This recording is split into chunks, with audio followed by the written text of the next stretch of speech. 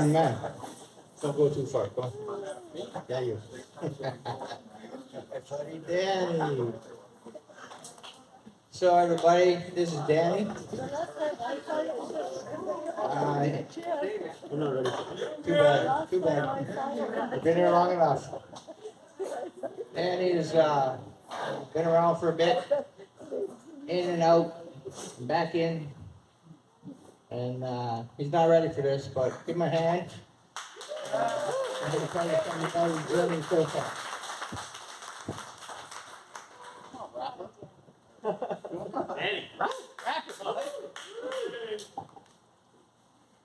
Good to see a full house here.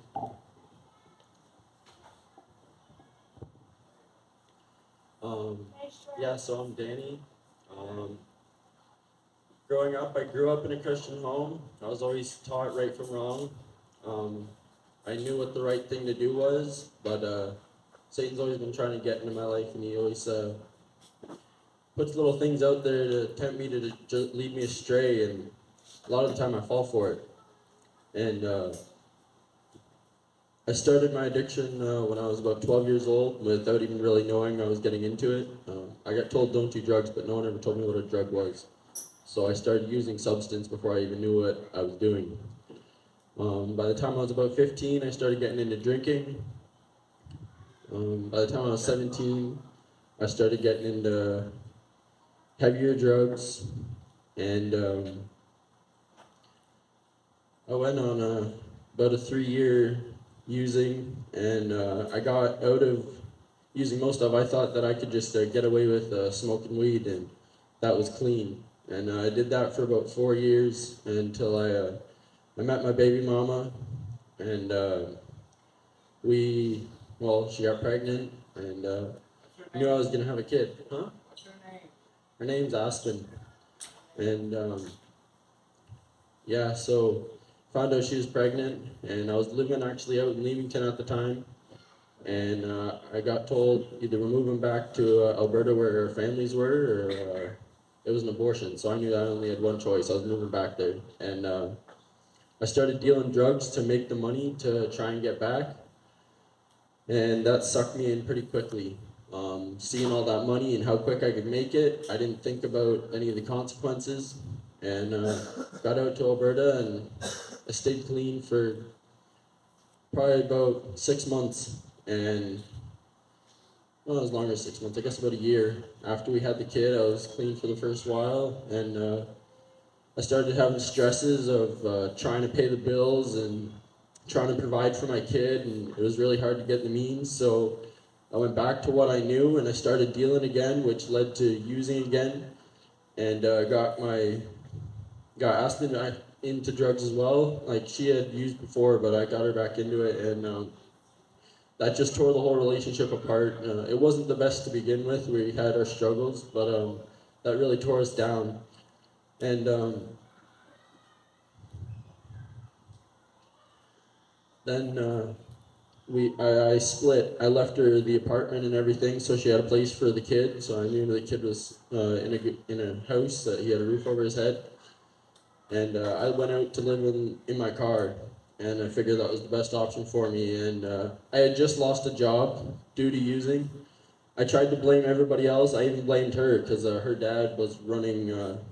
He was one of the higher ups at that job, and I blamed her. I was like, "Oh, it's all your fault. Your dad, he's the one that got me written up." Meanwhile, I was written up because I was using at work. It was my fault, and I didn't accept that for a long time. After being in a car,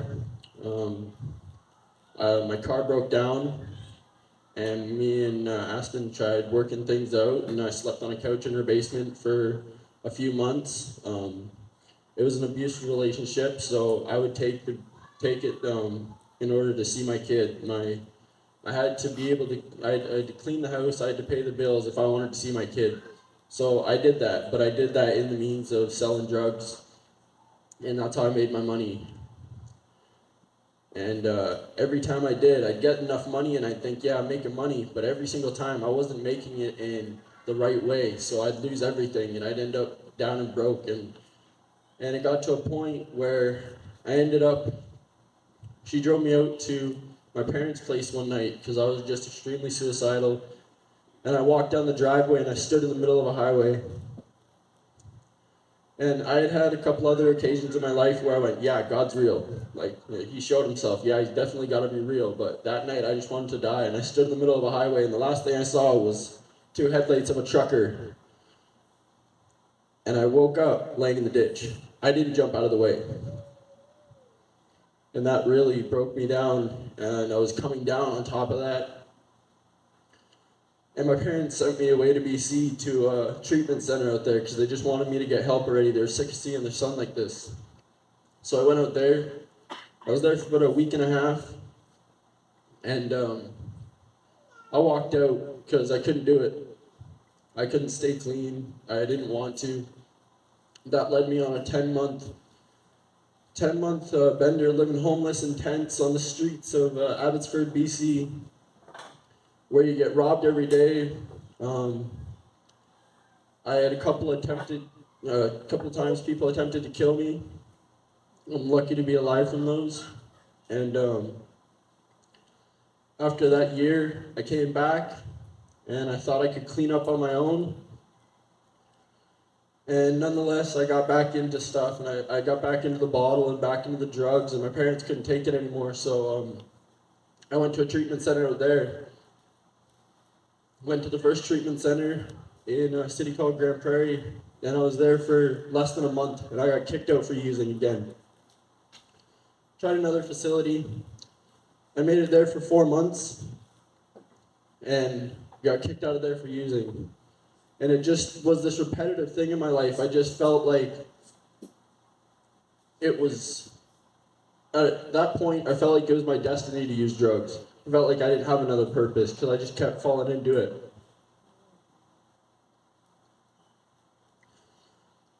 I came out here to Ontario and spent a couple weeks at my grandparents', got to visit, and that was nice. I hadn't seen them in a few years. And I got into LaunchPad. And after being there for about a month, again I slipped up and I started using. And I got kicked out of there, rightfully so. And I went straight to the drugs. I went on about a 3-week bender. I just used every day, isolating. Every single day I'd wake up and I'd tell myself, I'm not going to get high today. And the next thing I know, I'm getting high. And it got to a point where I went to another center. I knew I needed help, so I went to Hand in Hand. It's another treatment center in Windsor. And I was there for a little over a week. And I came to the barn again. That's where I met JB the first time. And I came to the barn, and JB asked me if I wanted to come back, and I jumped on it. I was so happy to be able to go back. There's no fellowship like that. I love the devotions in the morning. I love being able to focus on God's word, and it's not looked down upon, and you're not judged for it. Everybody there's supporting of it. And I'm very thankful for JB. Without him, I know I'd be on the streets or dead right now. And it's by God's grace that I'm in a facility where I can get clean, and I can focus on God's word and praying to him every day, and I know that he'll lead me down the right path.